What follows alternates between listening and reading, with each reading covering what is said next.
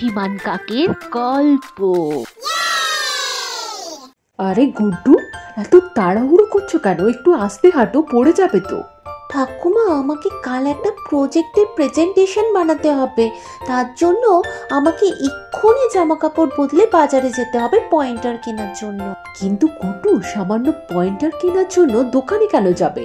আশেপাশের অনেক জিনিস দিয়েই তুমি পয়েন্টার বানিয়ে ফেলতে পারো, শুধু তোমার বুদ্ধিকে কাজে লাগাতে হবে। চলো তোমাকে একটা গল্প বলি, তার আগে তাড়াতাড়ি জামা কাপড় বদলে খেয়ে নাও দেখি।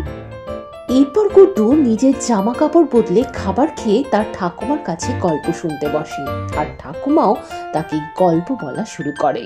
দেখো ঠাকুমা, আমি জামা কাপড় পরে চলে এসেছি। তুমি কোন গল্প শোনাবে বলছিলে না? শোনাও না। আচ্ছা শোনো তবে।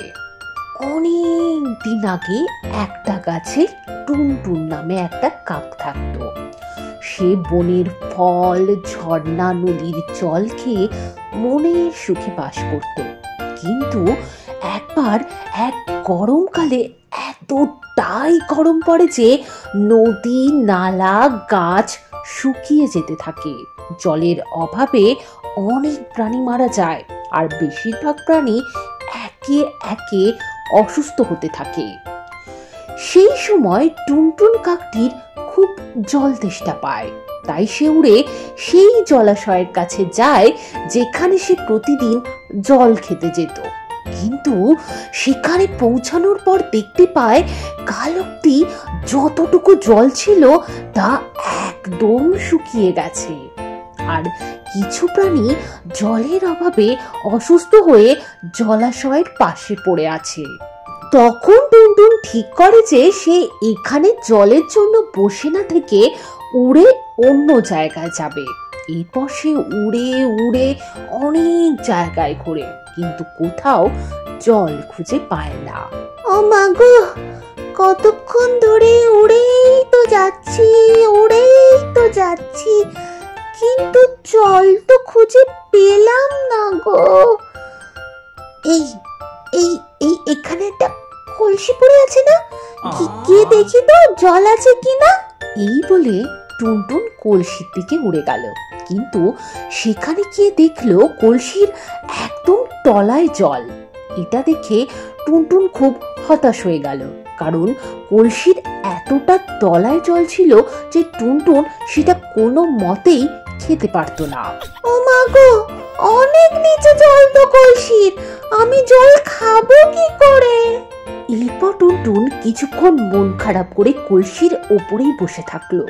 তারপর আশেপাশে পড়ে থাকা পাথরগুলো দেখে মাথা খাটিয়ে একটা বুদ্ধি বার করলো। আরে, আশেপাশে তো অনেক পাথর পড়ে আছে দেখছি, এটা দিয়ে কোনো কাজ করতে পারি কিনা দেখি। এরপর টুনটুন ঠোঁটে করে একটা একটা পাথর এনে কলসির মধ্যে ফেলতে থাকে।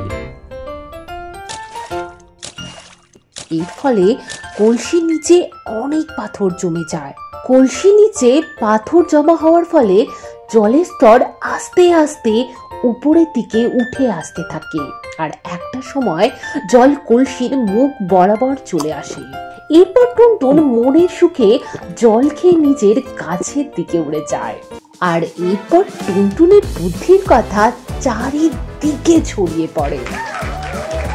তাহলে বুঝলে তো গুড্ডু, বুদ্ধির সাহায্যে আমরা যে কোনো সমস্যার সমাধান করতে পারি। আমি বুঝতে পেরেছি ঠাকুমা, এখন আমাকে কি করতে হবে। এই বলে গুড্ডু তার ঠাকুমাকে নিয়ে বাগানের দিকে যায়, আর তারপর এই দেখো ঠাকুমা, আমি গাছের এই ডালটাকে কাল প্রেজেন্টেশনে পয়েন্টার হিসাবে ব্যবহার করব। এই তো, আমাদের গুড্ডু সোনা তো অনেক বুদ্ধিমতী হয়ে গেছে। তাহলে তোমরাও কিন্তু আমাদের গুড্ডুর মতোই আজ থেকে মনে রাখবে যে যতই কঠিন পরিস্থিতি আসুক না কেন, ধৈর্য ধরে বুদ্ধি দিয়ে কাজ করলে সব কঠিন সমস্যার সমাধান করা সম্ভব। এবার চলো কয়েকটা ইংলিশ ওয়ার্ড জেনে নেওয়া যাক।